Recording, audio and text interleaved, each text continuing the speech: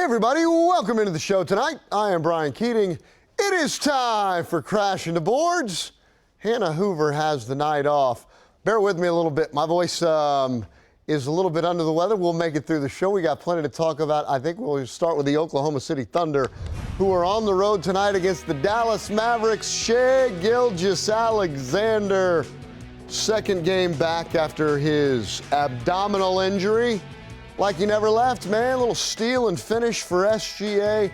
Thunder got off and running. How about Chet Holmgren? Come on, man. You make the Dwight Powell fall down.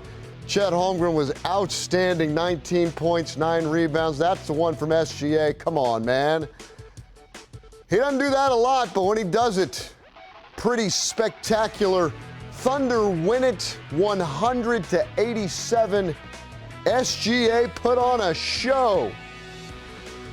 So, I think Oklahoma City tonight, they didn't play their best. I would say workmanlike for OKC, but I think the one thing that stands out of the game tonight is that they're playing this game in Dallas.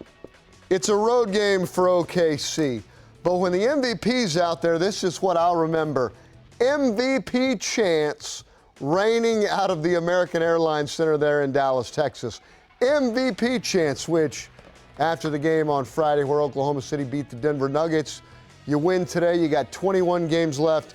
Shai Gilgeous-Alexander is the betting favorite to win the MVP again. He was spectacular. He also broke a record. We'll be watching a couple of these. The first one he broke tonight, 20 points or more in 59 games in a row. 59 games in a row. Breaks the record that was held by Wilt Chamberlain. We've talked about this next one a lot. 20 points or more in 123 straight games. 4 away from the record. Wilt Chamberlain did it 126 times. So MVP chance, I think that's what I'll remember about the game tonight. It gets us, I guess, to the topic that everybody's talking about here in Oklahoma City. It's the game that happened on Friday, where you had a little bit of everything. The Thunder beat the Denver Nuggets, but roll the video. This is what happened. I mean, come on. Lu Dort gets into it with Nikola Jokic, and yeah, it wasn't pretty. The Joker goes down. And then here, oh boy, it all breaks loose. Everybody's on the floor. Joker gets, it's the first time he's really looked like the Joker. Lu Dort was ejected. Jokic and Jalen Williams were given technical fouls, and then after the game, head coach Mark Daigneault said this. I know Lou, I know Jokic, I know Jay Will. I don't think anybody's trying to hurt anybody. They're just great competitors. And, that's what I said. I thought it just boiled over. I think it was nothing more than that. I will say this. If Jay Will is running up the floor and gets tripped, we expect a flagrant 2 from this point forward. That's all. If that's the precedent, if that becomes a malicious play and flagrant 2 is the line in the sand on that, we would expect that if it's Jay Will, we would expect that if it's anybody. And if that's the case, we're good. Mark Daigneault says we're good as long as it's going to be officiated it the same way. I think this, and I've been asked a lot about this play, it wasn't a great play from Lu Dort. It was a reckless play, and that's the one thing you're going to get from Lu Dort. I didn't think he should be ejected. I thought it was a flagrant 1, not a flagrant 2. I thought he should remain in the game, but it's a reckless play. You do get that sometimes with Lu Dort. Lu Dort is a bull in a china shop, right? It's how he plays. Big, physical, does everything. Sometimes you get the theatrics.